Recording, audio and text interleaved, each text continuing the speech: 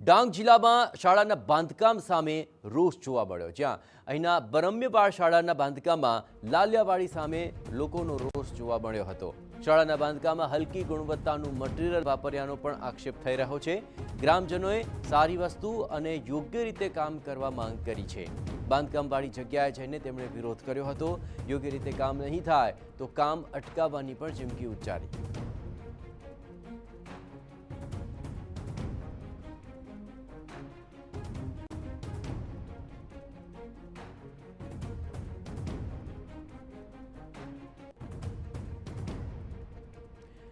तो शाळाના બાંધકામની અંદર ઘણી ખામીઓ છે, યોગ્ય રીતે તેમાં કામ નથી થઈ રહ્યું અને એ જ બાંધકામ સામે ડાંગ જિલ્લા શાળાની અંદર લોકોનો રોષ જોવા મળ્યો।